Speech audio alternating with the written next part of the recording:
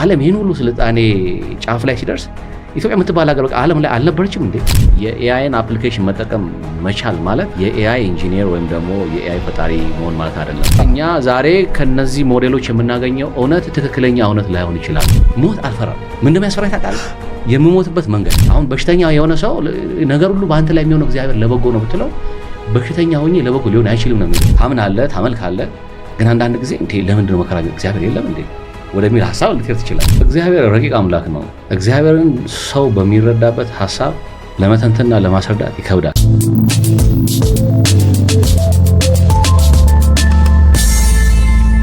ቴራፒስት ስል በውጭው ዓለም ያለውን ተሞክሮ እንትን ብዬ ነው። አንዳንድ ሰው ስትረስ ሲያደርግ የሆነ ቴራፒ ሲፈልግ ይሄዳል ባለሙያ ጋር እና ይሄን አድርግ፣ ይሄንን በዚህ ውጣ፣ በዚህ ገባ ብሎ ይመክረዋል። which is አንተ ቅድም ያልከው ከእግዚአብሔር ጋር በመንፈስ ቅዱስ የተገናኘ ሰው ሊያደርገው የሚችለው ወይም ራሱ ኤክስፒሪየንስ ሊያደርገው የሚችል ነገር ሊሆን ይችላል። ግን ውጭው ዓለም ላይ እንደዚህ አይነት ነገር አይደለም ያለው። አሁን ለቴራፒ ኤአይን ያማክራል፣ የህግ ችግር ሲያጋጥመው ኤአይን ያማክራል፣ ለህክምና ጉዳይ ሲያጋጥመው ኤአይን ኮንሰልት ያደርጋል። በነገራችን ላይ እኔ 30 እና 40 ዓመት የሰራ ሰው እጄ ከማማከር ኮንሰልት ብታደርጋቸው እና በደም ካወቅ በደም ፕሮምፕት እንደምታደርግ ማድረጉን ከተካወክና ከተማርክ ብዙ ነገር ታተርፍ ትችላለህ። ግን በዛም ልክ ደግሞ እኛ ዲሲቭ ያደርጉናል። እና አንዳንድ ጊዜ አሁን ሰዎች ቤተክርስቲያን ማካባቢ ነገራችን ላይ እንደዚህ እንትን አደርጋለሁ የኔ ኤአይን ኮንሰልት እያደረኩት ቴራፒ ያደርጋሉ የሚሉ ሰዎች አሉ። ቤተክርስቲያን ማካባቢ ይሄ አደጋ ነው። ሚስሊድ ያደርጋል። ወጣቱንም በዛው ልክ ሚስሊድ ያደርጋል። እና ኢትዮጵያ ውስጥ ኦብዘርቭ ያደረኩት ምንድን ነው የኤአይን አፕሊኬሽን መጠቀም መቻል ማለት የኤአይ ኢንጂነር ወይም ደግሞ የኤአይ ፈጣሪ መሆን ማለት አይደለም። እና ትንሽ ቴክኒካል እውቀት ያለው ሰው እንዲያስተምር፣ ሲቀጥል ደግሞ ክርስቲያን የሆነ ሰው እነዚህን ሞዴሎች በብዛት አንደኛ እስኪሉና እውቀቱ እንዲኖረው፣ ሁለተኛ ሞዴሎችን በመፍጠር ልክ አሁን ቅድም ያልኩ ኢትዮጵያ ትምነት የምትባለው ልክ እንደሱ አይነት ሰዎች ሬዚስት የሚያደርጉ እኛ ዛሬ ከነዚህ ሞዴሎች የምናገኘው እውነት ትክክለኛ እውነት ላይሆን ይችላል። እውነት ራሱ ትቀየራል። ይመጣሉ፣ በተለያየ ሰዓት ይመጣሉ፣ ሆስፒታል ይመጣሉ፣ ያረፍኩበት ቦታ ይመጣሉ፣ ያሳሳቁ ከየት ነው የመጣው? በትምህርት ነው የመጣው? ምን ታደርግ ነበረ ድሮ? ኢትዮጵያ ምን ትሰራ ነበረ ብለው ቀስ እያሉ እያሳሳቁ ነው። ነን ብሎ ነው ሲአይኤ ኦፊሰር ነኝ ወይ? ራሳቸው አሜሪካ ውስጥ አንድ ሰው ሲመጣ አንተን ሲያናገር ራሱን አይደንቲፋይ ማድረግ አለበት። ዝም ብሎ አይችልም። እኔም የምሰጠው መረጃ ምናልባት የህግ ባለሙያ ማማከር ካለብኝ ህግ ባለሙያ ማማከራለሁ። አሜሪካ የሚገርም ነው። በሌላ ጎኑ ቅድም አንተው መግቢያችን ላይ ያልከው በዛ የሚኖር ዲያስፖራ ማህበረሰባችን አለ። በሌላ ጎኑ ደግሞ የሰው ልጅ በሰብአዊነቱ ተከብሮ የሚኖርበት። እኔ ጣሊያን እንደውም ፓስፖርቴን ይዤ እንቀሳቀስ ነበር ከተማ ውስጥ እና አሜሪካ ውስጥ አይተው እንዴ ለምንድን ነው ፓስፖርትን ይዘህ የምትንቀሳቀሰው ምናምን ይሉኛል። አሜሪካ ውስጥ ወንጀል አሁን አይደለም በጊዜው ወንጀል ካልሰራህ አንድ ፖሊስ አስቁሞ ከጠየቀ እኔ ፍርድ ቤት ከስሼ ላቆመው እችላለሁ። አይ ቲንክ ይህን ፖድካስት የሚሰሙ ሰዎች በሙሉ የሚታዘቡት ነገር ነው የሚሆነው። እና ነፃነት አለ። አንድ ሰው ምንም ይሁን ትናንትን የመጣኸው ከእንትና ወገን በቃ ሰው ብቻ መሆንህ በቂ ነው። ወደ ስራ ደግሞ ስንመጣ የሚሰጥን ስራ ዴሊቨር ታደርጋለህ ወይ? እና ደግሞ አንዳንዴ እድልም ይሰጠዋል። እንደማታውቅም ካወቁ እኔ ገጠመኝ ነገር ስላለ ነው። እስቲ እባክህ ምንድን ነው የገጠመኝ? የመጀመሪያ ስራ እኔ ያጠናሁት ፖለቲካል ሳይንስ ነው እና አይቲ የተወሰነ 3 ወር ትሬኒንግ ወስጄ ነው የገባሁት። እና ሲሄድ በፕሮጀክት ሊድነት ነው መጀመሪያ ስራ የሄድኩት። እና በጣም ነው ሲሄድ በጣም አላውቀውም። አንዳንዴ በጣም ቴክኒካል የሆነ ነገር ነው የሚያወሩት እና ሰማ እንዴ እንግሊዝኛ አልሰማም ማለት ነው የሚሉት ነገር አይገባኝም። እና ለምንድን ነው ሀሳባቸውን ማልረዳው? ግን ያው ቴክኒካል ነው። አንድ ሰው እውቀት ስላለው ሜዲካል ዶክተር መሆን አይችልም። ሜዲካል ሰርጀሪ የሚሰራ ሰው ራሱ ጀርገን ወርዶች አሉት አይደለ? የሜዲካል ቲም ሰዎች ብቻ የሚያውቁት፣ የአይቲ ሰዎች የሚያውቁት ብቻ ደግሞ ቃል አለ። ፖለቲካ ያጠና የፖለቲካል ሳይንስ ደግሞ ባለሙያዎች የሚያውቁት ቃል አለ። እና እዛ ሄጄ ምንም በቃ የሚያወሩትን ነገር እሰማለሁ፣ አይገባኝም። ቤት መጥቼ ድጋሚ እሰማለሁ፣ አይገባኝም። እና መጨረሻ ላይ በቃ ያው ሲረዱ እንደማላቅ አዲስ ነው አዩና ጊዜ ይሰጣሉ ማለት ነው። የመጀመሪያውን እንኳን አልቻልኩም፣ አምልጬ ወጥቻለሁ። በቃይ ብዬ በቃይ ከዚህ በኋላ በቃ እኔ እንደ አሜሪካ ላይ በቃ ኡበሬን እየነዳው ብኖር አይሻለኝም እንዴ? እዚህ አይነት በጣም ስትረስፉል የሆነ ቦታ ከምሰራ ምናምን ብዬ ሁሉ አስቤ ከዛ ሁለተኛ ስራ ሲሄድ የመጀመሪያው ትንሽ ጠቀመኝ እና አካባቢውን ኢንቫይሮንመንቱን ትንሽ እንድለምድ የአይቲ አጠቃላይ የሚሰሩበት ኦፊሳቸው የሰው ኮንቨርሴሽን ምን እንደሆነ ከዚህ ሀገር ነው የሄድኩትና እሱን ወዲያው ተማርኩኝና ከዛ ሁለተኛው ላይ ሲሄድ ቀለለኝ ማለት ነው። ከዛ እኔም ትንሽ እንደማላቅ አዲስ እንደሆንኩ ሲረዱ ጊዜ ሰጡኝ እና ምን ለማለት ነው እዛ ሲስተሙ አንዳንዴ ጀነረስ ነው ለሚያውቀው ሰው። እዛ ሀገር ደግሞ ምናልባት ልናወራ እንችላለን። የሚቀበል ሰው ውጭ ስትሄድ ማን ነው የሚቀበል? ምን አይነት ሰው ነው የሚቀበል? እዛ ሀገር ሄደህ እንደመሰራት በለው እዛ ሀገር ለመሰራት ግዴታ የሚቀበል ሰው መንገድ ያሳይሃል እና በጣም ሰፊ ሀገር ነው፣ ሰፊ ኢኮኖሚ ነው ያለው። እዛ ሀገር የትምህርት የማይረባ ትምህርት የለም። ግን በእኛ ሀገር የትምህርት አይረባ ምንለው አይደለ?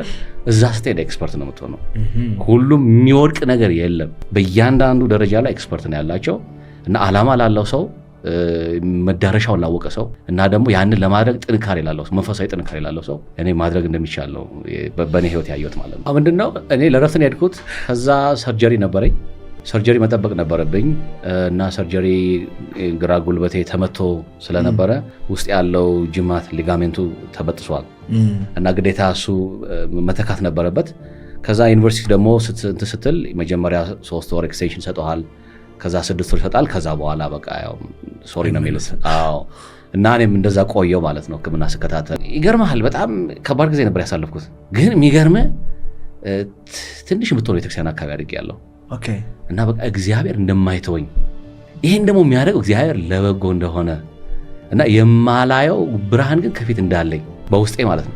እና በሌላ 2 መንፈሶች ነበር እኔ በጊዜው የሚታገሉኝ። አንደኛው በቃ ምንም ረብ የሌለኝ ሰው እንደሆንኩኝ ህይወቴ ያከተመ እንደሆነ ከዚህ በኋላ እኔ አሁን ከእንደዚህ አይነት ውስጥ ተነስቼ ከዛ ሰው ሆኜ እና የሚታየኝ ለጊዜው ሞት ብቻ ነበር የሚታየኝ። እና አንዳንድ ሰው ጠዋት ተነስቶ የሚሮጥ ሰው ምናምን ስራ የሚቻኮል ሰው እዛ ያው መኪና ውስጥ እየበላ ምናምን ነው የምትሄደው እና ሳይ እስቅ ነበር። እውነቴን ነው በቃ አሁን እኮ ይሄ ከደቂቃ በኋላ መሞቱን አያውቅም እኔ በሙሉ። ምክንያቱም ገብቼ በቃ 3 አልተቀመጥኩም። በዛ ቅጽበት ውስጥ ነው ያ ሁሉ አደጋ የተፈጠረው እና ትንሽ ቤተክርስቲያን አካባቢ መኖሬ እና እግዚአብሔርን ቃል በትንሹ ደረጃ መረዳቴ በቃ ብርታት እንዲሆነኝ አግዞኛል። እግዚአብሔር ነገሮችን ሁሉ የሚያደርገው ለበጎ ነው። ታዲያ መተኛት አይደለም፣ ለበጎ ነው ለመተኛት አይደለም። እግዚአብሔር የሰጠን ጠያቂ አይምሮን የሰጠን ነገሮችን ማየት፣ መገንዘብ፣ መመርመር እንድንችል አይደል? እግዚአብሔር እንዳናስብ አላደረገም። እንድናስብ እንድንመራመር እግዚአብሔር አይምሮ ሰጥቶናል። ግን ከዛ በላይ ደግሞ ከሰው አቅም በላይ ሲሆን ወደ ጭንቀት እኛ እንሄዳለን ሰዎች። ምክንያቱም ተንትነን መፍታት የማንችለው ሲሆን ወደ መጨነቅ እንሄዳለን ማድረግ ስለማንችል። እኔ ሰው መጨነቅ የለበትም። ከዛ በላይ ከኛ አቅም በላይ ሆነ አምላክ አለ አንድ እና እግዚአብሔር በህይወታችን ላይ የሚያደርገውን ነገር በቃ ለበጎ ነው። አንዳንድ ሰው በጣም ሞኝ ሊመስል ይችላል። አሁን ነገሮችን እግዚአብሔር የሚያደርገው ለበጎ ነው ምናምን ብለህ ስታወራ ምን አይነት ሰው ነው? እንዴት ነው እኔ የታመምኩኝ ወድቄ የተሰበርኩኝ ተኝቼ በበሽታ በተለያየ ግዞት ውስጥ ሆኜ እንዴት ነው ይሄ ለበጎ ሊሆን የሚችለው? በቃ እግዚአብሔር በህይወታችን ላይ ወደፊት ሊገልጥ የሚችለው የሆነ ብርሃን አለ። ለምንድን ነው ይሄንን የምልህ? ያ ነገር ከተፈጠረ በኋላ እግዚአብሔር በቃ አዲስ ነው ያደረገኝ። አዲስ ሰው በስራ በህይወት ትጨነቅ ነበር ድሮ ማለት ነው። በፊት አካባቢ አልፎ አልፎ ጭንቀት ይጎበኘኝ ነበር እና በቃ ሞት እኔ እንደውም አሁን ልንገራ ሞት አልፈራም። ምን እንደሚያስፈራኝ ታውቃለህ? የምሞትበት መንገድ በቃ ሞት አይቀርም። እግዚአብሔር ደግሞ ከሞትም እኔ እውነቱን ለመናገር 17 ሰዓት ማለት አላቅም የት እንደነበርኩኝ እና ትንሽም ቢሆን ሞትን አይቼ ተመልሻለሁ።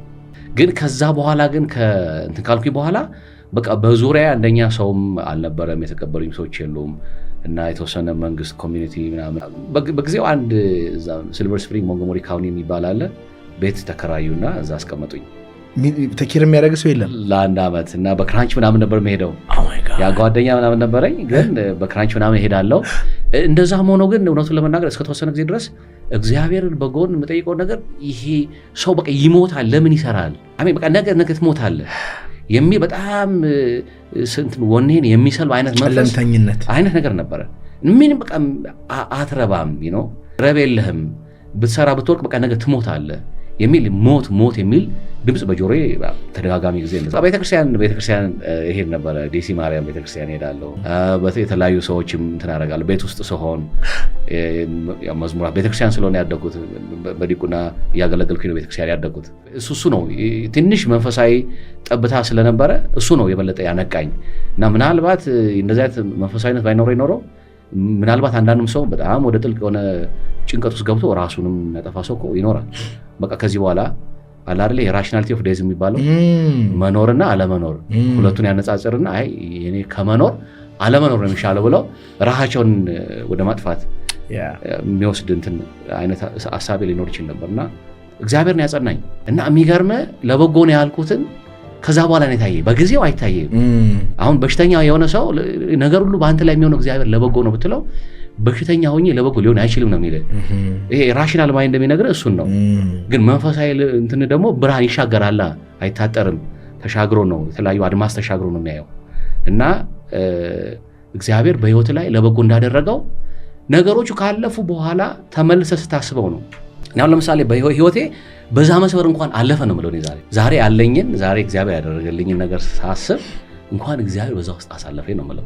እና አሁን በእንደዛ አይነት ሀሳብ ውስጥ ላሉ ሰዎች እኮ በተለያየ እንትን ውስጥ የታሰሩ ሰዎች ካሉ እግዚአብሔር አምላክ ነገሩን በህይወታቸው ውስጥ የሚያደርገው ለበጎ ነው። በዚህ በቃ እግዚአብሔር ላይ ያለኝ እምነት የበለጠ እንዲጸና እውነትም ሰው ነህና አንዳንድ ጊዜ ትንሽ መከራዎች ሲበዙ እግዚአብሔር የለም እንዴ ወደሚል ትክክለኛው ልቤን ስነግር እንደዛ ነው።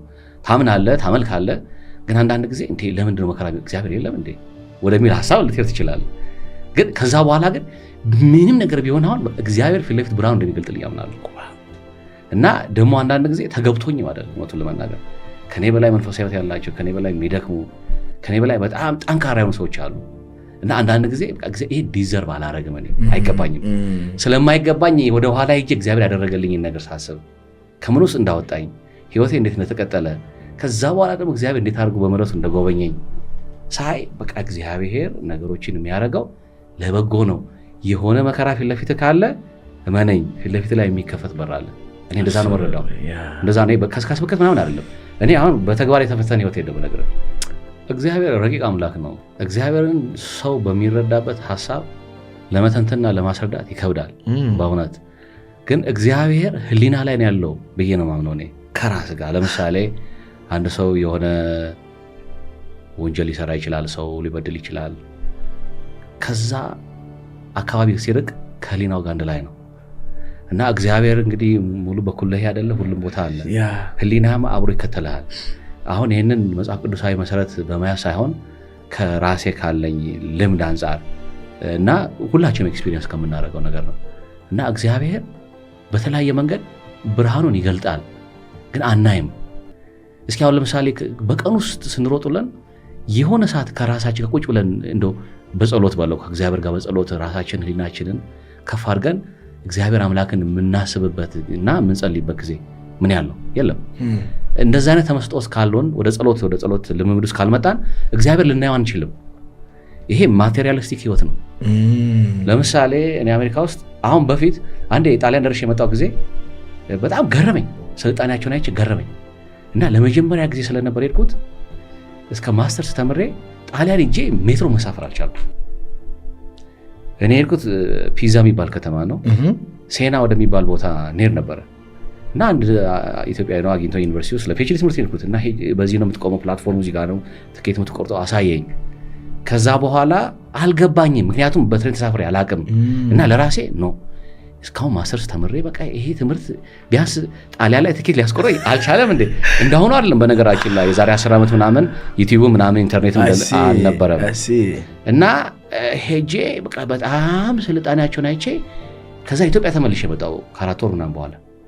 ከዛ በቃ ገረመኝ። ቦሌ ላይ ቁጭ ብዬ ቦሌ የት ጋር ያለው ብዬ መፈለግ ጀመርኩ። ለምን የእነሱን የስልጣኔ ጥግና የት ነበርን? ዓለም ይህን ሁሉ ስልጣኔ ጫፍ ላይ ሲደርስ ኢትዮጵያ የምትባል ሀገር በቃ ዓለም ላይ አልነበረችም እንዴ የሚል ግርምት ሀሳብ ፈጥሮብኝ አይ ቲንክ የስልጣኔያቸው የጥበባቸው ጥግ ብዙ ነው። ይሄ ማቴሪያሊስቲክ የሆነ ዓለም የሚያሳይ የጎደለ ነገር ብቻ ነው። እንድትረጋጋ ሰክነን ታስብ ፈጣን ታስብ አያደርግም። እና ቅድም ለማለት ፈልጌ የነበረው እዚህ መጥቼ ሳይ የሰውን አለባበስ ምናምን አየው። እዚህ በአመት አንዴ ሁለቴ ልብስ ለመቀየር የሚቸገር ሰው ነው። እዛ ሲሄድ ደግሞ እንትን ነው ብራንድ ነው የሚያስጨንቀው። አይፎን 15 ይዘህ አይፎን 16 ይመጣል፣ አይፎን 16 ይዘህ አይፎን 17 ይመጣል። እና አንዳንድ ጊዜም ልብሱን ገዝተን እኔም አድርጌ አውቃለሁ ባጁ እንዳለ ሳይነቀል አመት ምናምን ተቀምጦ መልሰን እናውቃለን። እና ይሄ መረጋጋት የምትለው መስከን የምትለው ከእግዚአብሔር ጋር የመገናኘት በጸሎት ከፈጣሪ ጋር የመነጋገር ልምዱ ስለሌለ ይሄ ደግሞ ማቴሪያሊስቲክ የሆነ ይሄ ቁሳዊ ዓለም ደግሞ የሚያሳየ የጎደለን ብቻ ነው። እና እኔ መዛይጄ እሱን ያየሁት እኔ እንደው ለመጀመሪያ ጊዜ በጣም ከዚህ ከኢትዮጵያ እንደሄድኩኝ ጣሊያን ቤተክርስቲያን የካቶሊክ ቤተክርስቲያን ፊት ለፊት ተማሪዎች ተሰብስበው ቄሱ ቤተክርስቲያን ፊት ለፊት ፓርቲውን ባርኮ ቤተክርስቲያን ፊት ለፊት ማለት ነው። ይሄን እዛ ያሉ ተማሪዎች ሴና የሚማሩ ተማሪዎች በዚህ አጋጣሚ ሊያስታውሱ ይችላሉ። ዴል ካምፖ የሚባል ከፍ ብሎ ቤተክርስቲያኑ ፊት ለፊት በመስቀል ባርከው ከዛ ጭፈራውን እና አንዳንድ ጊዜ ያንም ያህል ቅዱስ ሀገር የነ ቅዱስ ጴጥሮስ የነ ቅዱስ ጳውሎስ ብዙ የክርስትና ቅርሶች የሚገኙበት በክርስትና ውስጥ ሁለተኛ ቅዱስ የሚባል ከተማ ሮም ጣሊያን እዛ ውስጥ እንደዛ ስታይ በቃ ማህበረሰቡ ምን ያህል በመንፈሳዊ ህይወቱ እንደወደቀ በቃ ተማሪዎች ተሰብስበው ቤተክርስቲያን ፊት ለፊት ነው። የሳውንድ ሲስተሙንም ስፒከሮችን ሴታፕ የሚያደርጉት ሁሉ ከዛ ለመጀመሪያ ጊዜ ቆሜ ምን ቤተክርስቲያን ነው የት ነው ያለሁት ብዬ በጣም ደንግጫለሁ። እውነቱን ለመናገር እዛ አንድ በጣም የሃይማኖት አባት ነኝ የሚል ያልሆነ ቦታ ልታገኘው ትችላለህ። ለምሳሌ ናይት ክለብ ውስጥ ታገኘው ትችላለህ፣ ወይም ደግሞ በዚህ በተመሳሳይ ጾታ ጋብቻ ውስጥ ይፋ ያልወጡ ግን በእንደዚህ አይነት ተግባር ውስጥ ያሉ እንደውም በብዛት የካቶሊክ ስል ሁሉንም ማለት አይደለም ጥቂቶቹን ማለት ነው። በዛ ውስጥ የሚታሙ ብዙ ነው ያለ ህፃናቶችን አንዳንድ ጊዜ ፍርድ የተጣለባቸው የተወሰነባቸው ሃይማኖታዊ ፍርድ የተጣለባቸው የሃይማኖት አባቶችም አሉ እና ከዛ ያልፋል። አሁን እኛ በጣም አጸያፊ ነው ብለን በሃይማኖታችን የምንቆጥራቸው ለምሳሌ እንደ ተመሳሳይ ጾታ አይነት ጋብቻ እዛ ውስጥ አንዳንዶችም ያው በይፋም የተቀበሉ የካቶሊክ እምነት አባቶች አሉ እና እዛ ቦታ ላይ ሲሄድ ህንፃውን ስታየው በቃ ጥበብ ምን አይነት ጫፍ ላይ እንደነበረ እግዚአብሔር እውነቴን ነው ማለት እንኳን አይደለም ዛሬ በዛ ጊዜ ዛሬ እንደዛ አይነት ጥበብ አልተገለጠም። እና አሁን ጣሊያን ውስጥ ያሉት ህዝቦች የድሮዎቹ የነዛ የክርስቲያኖች የዲዮቅልጥያኖስን ሰይፍ ያመለጡ በካታኮምቦ ውስጥ ተደብቀው ክርስትናን ያቆዩ የእነሱ ልጆች ናቸው። የጣሊያን የዛች የጥበብ ሀገር ሰዎች ናቸው ብትል እኔ ለማመን ይከብደኛል። አሁን ሳን ጆቫኒ የሚባል የቅዱስ ዮሐንስ መቃብር ያለበት ሮም ላይ ብትሄድ ጥበቡ የሮም ፖፑ መቀመጫው ነው እና እዛ ብትሄድ እያንዳንዱ ቤተ መቅደሱን ብታይ እንዴት አርገው አርኪቴክት የሆነ ሰው ሄዶ ራሱ እንደዛ አይነት ነገር እንትን ቢታዘብ እርግጠኛ ነኝ በዚህ ጊዜ እንደዛ አይነት ጥበብ ማኒፌስት ያደርግ አይመስለኝም፣ የተገለጠ አይመስለኝም። እና ያ መንፈሳዊ በረከት ያላቸው ህዝቦች ዛሬ ተመልሰው እንደዚህ አይነት ነገር ላይ ወድቀው ስታያቸው እውነት ነው መንፈሳዊ ህይወታቸው ክርስትናቸው የሞተ እንደሆነ እረዳለሁ ማለት ነው በተግባር እና የሚገርም ነው የውጭውን ተሞክሮ ማለት ነው። እና እኛም የተለማመድነው ነው ከእግዚአብሔር ጋር መገናኘት የለም ስራ ነው ሩጫ ነው። አንዳንድ ጊዜ መንፈሳዊ ቦታ ላይ መሄድ እንደ ቀልድ እንደ ጅልነት ቢቆጠርበት ጊዜ ነው። አንዳንድ ሰው ነጠላ ጣፍቶ ለብሶ ምናምን ሲሄድ ዝም ብሎ ራሱን እያታለለ ራሱን እየሸወደ የሚኖር አይነት አስተሳሰብ ውስጥ ነው የወደቅ ነው። ሌላ አይነት ምዕራፍ ውስጥ ስለሆነ አሁን ያለ ነው ሰው ያን ቁጭ ብሎ የሚያስብበት ጊዜም የለም። ግን እኔ በእንትኔ ኤአይ አጥንቻለሁ፣ ኤአይ አስተምራለሁ፣ በቤተክርስቲያን ፖለቲካል ሳይንስ አጥንቻለሁ፣ ቤተክርስቲያን ውስጥ እንትን ብያለሁ። በተወሰነም በዚህ ባጭር ዕድሜ የተወሰነም ቢሆን ኤክስፖዠር አግኝቻለሁ። ግን ከዚህ ልምዴ እውነቴን ነው የምልህ በቃ እግዚአብሔርን መያዝ የመሰለ ነገር የለም።